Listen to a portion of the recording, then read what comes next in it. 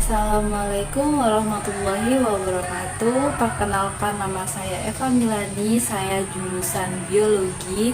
Saya dari Fakultas Ilmu Eksakta dan Keolahragaan dari kampus IKI Budi Utomo Malang. Saya merupakan mahasiswa pertukaran yang mengambil salah satu mata kuliah daring di IKI Budi Utomo Malang, yakni Sistem Dinamika dan Budaya. Berikut presentasi saya.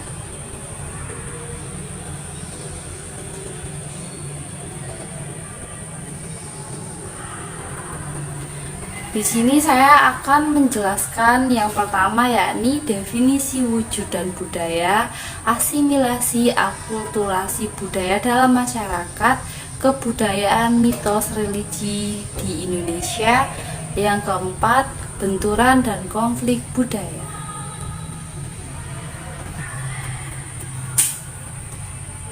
Berikutnya, yakni yang pertama saya akan menjelaskan definisi wujud dan budaya, di mana di sini pengertian budaya secara umum mengarah pada sebutan dari cara hidup sekelompok orang atau kebiasaan dari sebuah masyarakat, yang mana itu meliputi bahasa, agama, makanan, kebiasaan sosial, musik, dan seni, yang mana itu akan menjadi ciri khas dari daerah tersebut yang kemudian diangkat menjadi kebudayaan.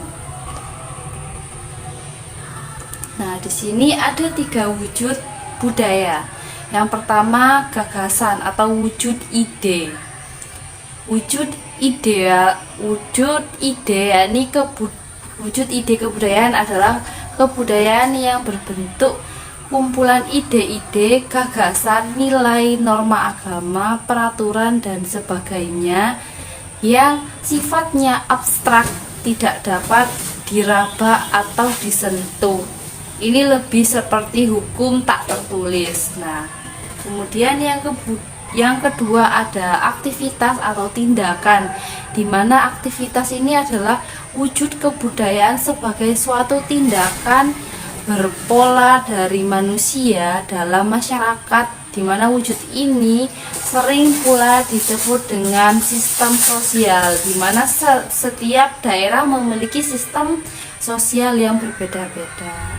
Kemudian artefak atau karya, di mana di sini wujud kebudayaan secara fisik, yakni berupa hasil dari aktivitas seperti adat istiadat, tarian, dan lain sebagainya.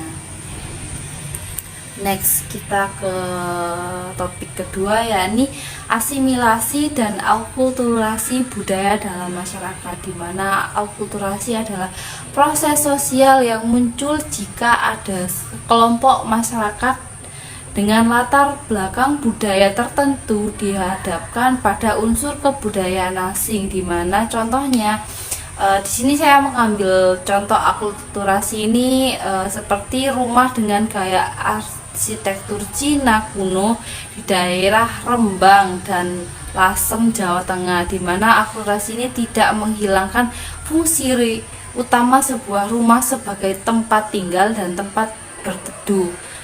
Namun namun masih membawa ciri atau budaya dari daerahnya. Di sini juga ada kesenian Gambang Kromo. Akulturasi kesenian ini memadukan kebudayaan Indonesia dengan Tionghoa dalam menunjukkan musik. Nah, seperti itu. Kemudian menurut Dede Mariani dan Ruth Roselyn E. Nainggolan dalam buku Pemberdayaan Masyarakat pada tahun 2019, asimilasi merupakan proses sosial yang muncul dari masyarakat dengan latar belakang kebudayaan yang berbeda, di mana proses terjadinya asimilasi ini ditandai dengan upaya mengurangi perbedaan yang ada di dalam masyarakat maupun individu. Nah, bagaimana contohnya? Di sini saya mengambil contoh jika individu dengan latar belakang berbeda saling berkumpul dalam satu kelompok, maka kebudayaannya akan melebur atau menjadi satu, atau penyatuan dua budaya yang berbeda. Di sini ada perbedaan akulturasi dan asimilasi, di mana akulturasi itu bersatunya dua kebudayaan sehingga membentuk adanya kebudayaan yang baru. Sedangkan asimilasi ini bercampurnya dua kebudayaan yang menghasilkan kebudayaan yang baru. Jadi yang akulturasi ini bersatu, sedangkan kalau yang asimilasi ini merupakan proses percampuran dua budaya. Next, selanjutnya kita ke topik yang ketiga, yakni kebudayaan mitos religi di Indonesia. Nah, kita harus mengetahui apa itu mitos. Nah, mitos ini berasal dari bahasa Yunani atau dari bahasa Yunani itu mythos, yang secara harfiah diartikan sebagai cerita atau sesuatu yang dikatakan seseorang. Ini cerita ini berarti bersifat turun-temurun dan diyakini. Nah, kemudian fungsi utama dari mitos. Nah, fungsi utama dari mitos ini merupakan kebudayaan primitif yang merupakan atau sebuah yang bisa mengungkapkan atau mengangkat dan merumuskan kepercayaan, melindungi dan memperkuat moralitas, dan menjamin efisiensi ritus, serta memberikan peraturan-peraturan praktis untuk menuntun manusia. Ini lebih ke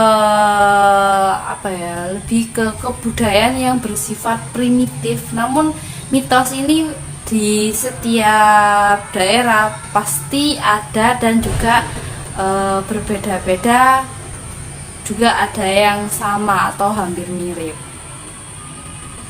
Nah, di sini budaya. Nah, tadi sudah dijelaskan bahwa budaya itu merupakan cara hidup atau cara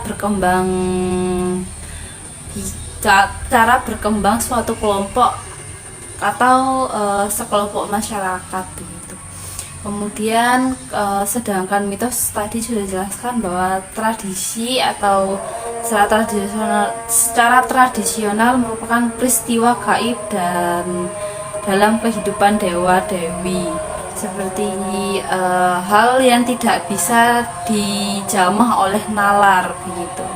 Kemudian kepercayaan apa saja yang ada di Indonesia, mitos-mitos apa saja yang ada di Indonesia, tentunya banyak, karena kita lihat banyak sekali suku yang mendiami Indonesia itu sendiri. Kalau di daerah kalian mitos apa nih yang biasanya dipercayai? Kalau di daerah saya itu biasanya mitos yang ada itu kita tidak boleh seperti keluar larut malam. Kalau keluar larut malam harus membawa barang-barang tertentu seperti untuk jaga-jaga diri. Kemudian yang terakhir yakni benturan dan konflik budaya. Kenapa harus ada benturan dan konflik budaya? Di sini benturan atau perbedaan atau clash of civilization adalah teori bahwa identitas budaya dan agama seseorang akan menjadi sumber konflik utama di dunia atau pasca Perang Dingin. Nah, istilah ini diambil dari konsep benturan budaya yang sudah pernah dipakai pada masa kolonial dan Belle Époque. Nah, di sini ada sebab-sebab konflik antar suku bangsa. Satunya yang pertama yakni primordialisme, di mana suatu persamaan yang dimiliki oleh seseorang yang sangat menjunjung tinggi ikatan sosial dan berupa nilai-nilai norma, kebiasaan-kebiasaan yang bersumber dari etnik, ras, tradisi, dan kebudayaan yang dibawa sejak seseorang individu baru dilahirkan. Jadi ini benar-benar seperti mendarah daging. Jadi ketika ada senggolan sedikit itu akan memicu adanya konflik. Nah, kemudian kita geser. Yang kedua, adanya perbedaan keyakinan atau perbedaan agama. Terkadang di suatu daerah ada beberapa agama yang berbeda. Ini dapat mengakibatkan perbedaan keyakinan yang tidak bisa disiasati dengan sikap yang saling menghormati. Jadi ketika suatu lingkungan tidak bisa menjunjung tinggi toleransi, maka di situ akan timbullah konflik. Kemudian yang ketiga, ada kesenjangan ekonomi, di mana hal ini sangat berpengaruh karena merupakan suatu keadaan yang tidak seimbang di bidang sosial dan ekonomi dalam masyarakat. Jadi ada tingkatan-tingkatan dalam masyarakat dan itu akan mengakibatkan konflik antara si A dan si B, atau yang lebih tinggi tingkat ekonominya dengan yang lebih rendah tingkat ekonominya. Kemudian ada prejudits yang berlebihan. Prejudits ini kayak prasangka. Nah, prasangka yang berlebihan ini juga dapat menimbulkan konflik. Jadi dari golongan yang A berprasangka terhadap golongan yang B seperti itu, seperti kabar-kabar angin begitu. Jadi objek tersebut sehingga menimbulkan pikiran-pikiran negatif antar masyarakat, kemudian bisa menimbulkan konflik. Mungkin demikian yang bisa saya sampaikan, kurang lebihnya saya mohon maaf. Saya Eva Milani pamit undur diri.